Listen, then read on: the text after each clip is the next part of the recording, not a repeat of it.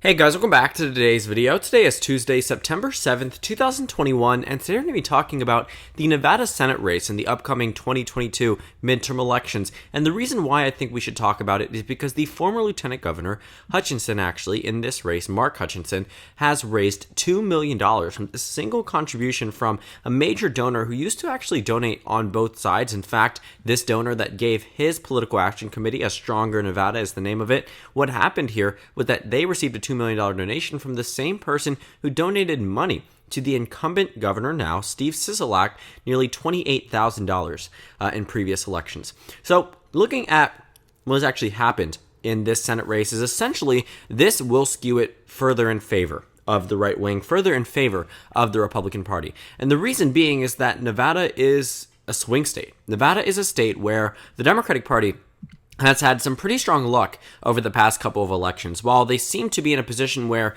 Nevada is always a swing state, Democrats almost always come out on top. In fact, Republicans have only won Nevada one time during the entirety of the 21st century, and that was in 2004. From 2000 through jumping over to 2008, 2012, 2016, and 2020, regardless of what type of year it was, the Democratic Party almost consistently won every single statewide election, with the exception being a governor election and, in occasion, Senate elections. So looking at Joe Biden in the 2020 election, this is not an overwhelming margin.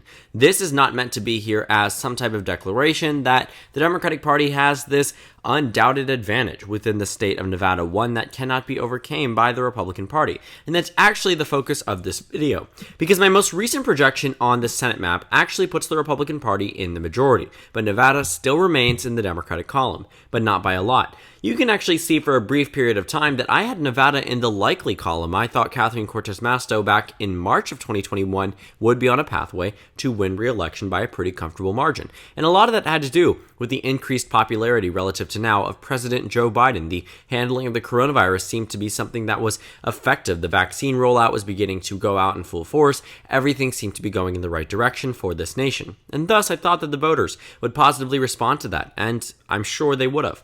But as the months progressed, Nevada got closer and closer and closer into today, where now I rate it as a tilt Democratic state. Now, if you want to take a little bit of the history look in this state of Nevada, it's actually quite fascinating. In 2016, in this exact Senate seat, Catherine Cortez Masto won by 2.4%. In the 2016 presidential election, Hillary Clinton won by 2.4%. And then in the 2020 presidential election, Joe Biden won by 2.4%. It's just interesting to see how the numbers actually matched up between elections 4 years apart, and this is one of the few states that had relatively no change compared to the previous election.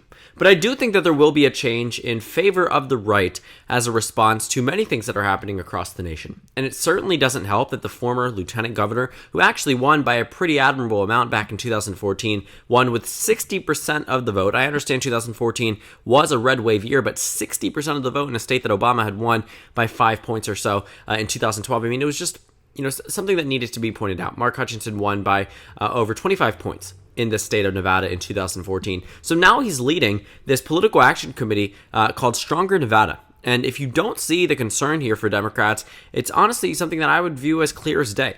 $2.1 million between April 1st and the end of June 2021. Now, the total amount raised over the past 2 years of the 2020 election cycle was $2.6 million. Now, the reason why we're talking about amounts that seem minuscule is because Nevada is actually a pretty small state. Nevada has 6 electoral votes, which actually ranks it in the bottom 25 across the nation. I mean, Nevada is a state where the Democratic Party would love to hold on to, and it holds the same amount of Senate races as any state, but in terms of population, in terms of the amount of money that is needed in order to reach out to these voters, is a lot less than what you might expect in a state as populous as Florida, Georgia, or even Arizona, which is nearly double the population of the state of Nevada.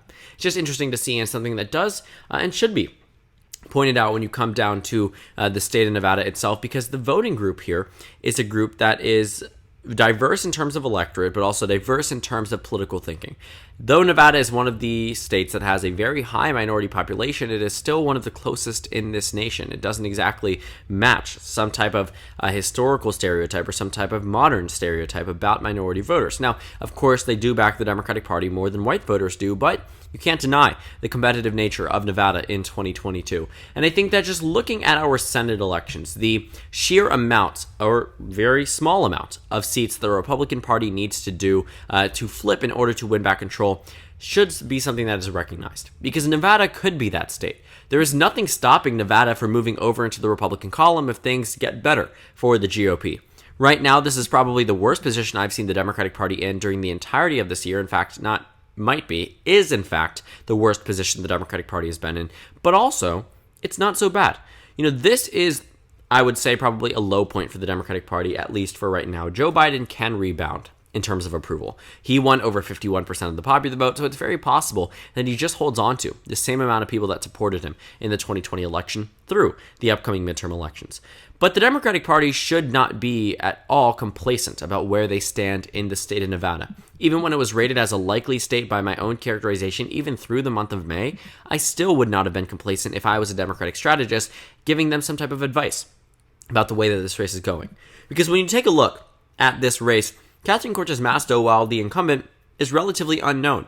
She replaced Harry Reid, who was the Senate Majority Leader for the Democratic Party and a very well-known name across the nation. Now, once he was out, Catherine Cortez Masto won his open race, and it was actually very, very close. Now, Catherine Cortez Masto also served as the Attorney General of Nevada, so she's actually running against the former Attorney General as well. Two Attorney Generals in the past facing off against each other. Catherine Cortez Masto is absolutely winning that Democratic primary. So we already have one side of the aisle checked off in terms of who we know is going to win. Next, we have the Republicans, where Adam Laxalt, the former Attorney General of Nevada, who actually didn't win by an overwhelming large margin, something that also should be pointed out, that he severely underperformed every other Republican when it came to this race. And it wasn't as if he was running against an incumbent. I mean, he was just a poor candidate when it came down to everything. Treasurer was won by 10 points by Republicans. Comptroller was won by 12 points. Secretary of State was won by 4 points. Lieutenant Governor was won by 25 points. Let's keep continuing. You can see here that in these races, in the governor's races, Brian Sandoval won by over 40 points. So all around, Republicans were dominating the Nevada electorate, yet one person lagged behind, and that was Adam Laxalt. Quite fascinating, to say the least. But just looking at him now as the Republican contender here, he is probably the only notable one. In fact, Donald Trump has already endorsed Adam Laxalt, so we know how this race is going to go. That checks off our second side of the aisle here. So that leaves us in a position where we have the two Republican and Democratic nominees facing off against each other, and we know exactly who they are going to be. And this is a race that is actually very, very close. The polling data may suggest that Adam Laxalt has a 12-point lead. Keep in mind, this is a Republican pollster, and no one in the right mind would truly believe that the Democratic incumbent and the Republican nominee would only get 32% and 42% respectively. There is no way that 26% of the electorate is undecided about this race, especially when the midterm elections are just over a year away. People still vote by party ideology. This polling company, this pollster in specific, clearly missed the mark when it came down to the first and only poll that we know from the state of Nevada, which is why the Cook Political Report and Sabato's Crystal Ball still keep this race as a lean Democratic race. Now, I think tilt is a better characterization. I do not think that they go with tilt, but I think that they might be inclined to use that characterization if they were to use it. But looking at the numbers, looking at the state of Nevada, it certainly does not help the Democratic Party's case that the lieutenant governor, someone who had been a reputable known name across the state, won by an overwhelming large margin, would be raising money and saying that he will heavily involve himself, that this PAC will be fully engaged in the 2022 midterm election cycle, and promise to go even bigger next year. Now, if you don't know what that means, essentially they are saying that they will be raising more money. They will be having more of an impact on the election. And it makes sense. Lieutenant Governor Hutchinson has every reason to be involved in statewide electoral politics. He is someone who had won by a large margin in 2014. So this money that is being raised is going to be utilized, especially when it comes down to this individual race. This Senate race holds much more of an implication than the governor's race in the state of Nevada. In fact, it's harder for the Republicans to win the governor's race than it is the Senate race, because right now Steve Sisolak, as the incumbent governor, is approved of with over 50% of the electorate saying they like his job in office. For Catherine Cortez Masto, she may be approved of by a narrow amount, considering that Nevada is a Democratic state, but it's not by nearly the same amount as Steve Sisolak. So right now, this race seems to be the way to go. And if you take a look At the political betting markets, we already know Adam Laxalt is going to win this nomination. That doesn't seem to be a thing that is at all under contention. Looking at the numbers here, looking at the individual race, whoever Laxalt is running against, he is going to be doing very, very well. Very well. And that's what the political betting markets tell us straight off the bat. And then you go into the Senate race. Okay, this is whole other ballgame. The final general election here. Who is going to win? Well, chances are it's still going to be the Democratic Party, but right now it's still at even odds. I would say that this is not something that either party could say without a doubt that they would win. Obviously, the Democrats have the advantage, but if it's a 60% chance you win and a 40% chance you lose, 40% of the time you're going to lose, that's a very large amount that you could actually lose. This means this race is a true toss-up, and that's how I view it. Democrats with a narrow advantage, but not nearly enough to say determinately that the Democratic Party would be able to win in this race, that without a doubt, that there would be no type of consideration for a Republican victory, because a tilt characterization means that this margin is within 1%, which means it's well within the margin of error of, typically speaking, 3.5%, or occasionally 4.5%.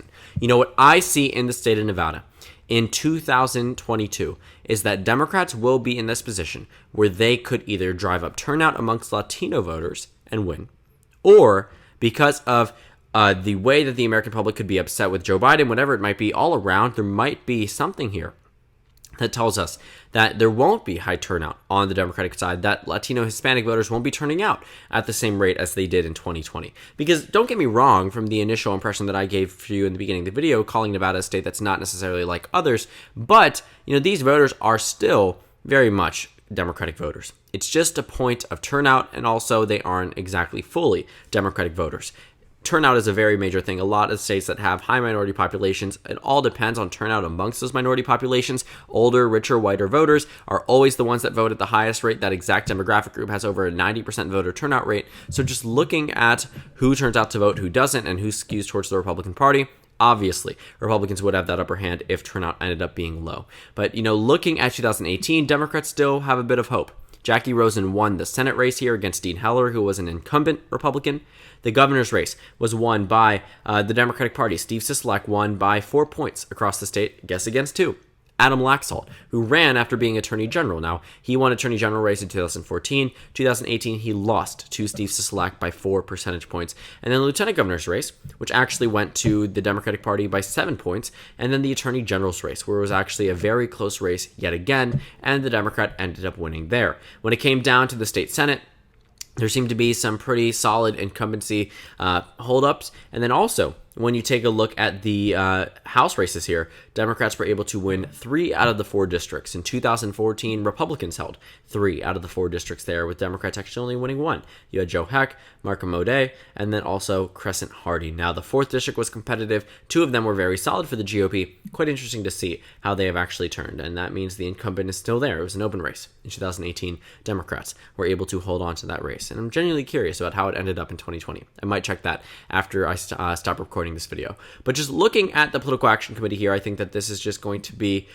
interesting to say the least. Nevada law allows state-based political action committees to raise and spend unlimited amounts of money, so it seems here that there isn't going to be some type of limit. Even though the money came directly from one main person who was a part of a company, it really doesn't matter.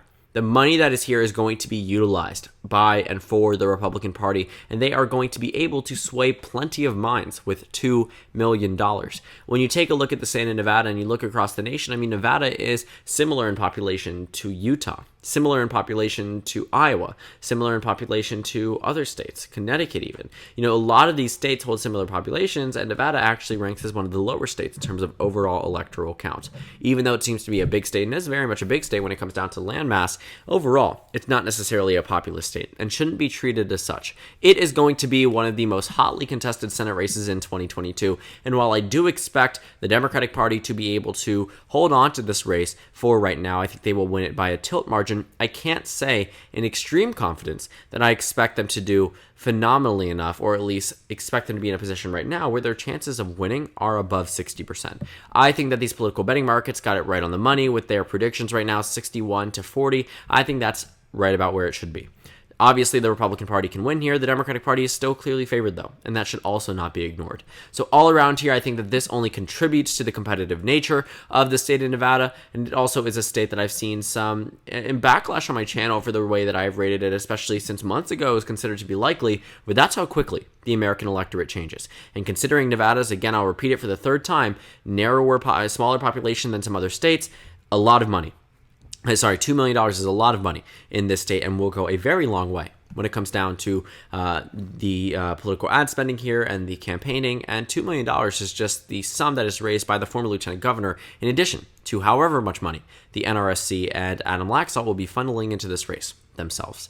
So thank you guys so much for watching this video. Make sure to comment down suggestions below. Subscribe on the left if you haven't already, and check out the Instagram and Twitter. At the bottom left of the screen, there's also a Discord server for you to go ahead and join. On the screen, there's a video you can watch, and then a playlist for my 2022 Senate election analysis videos. Again, thank you guys so much for watching, and I will see you all later today.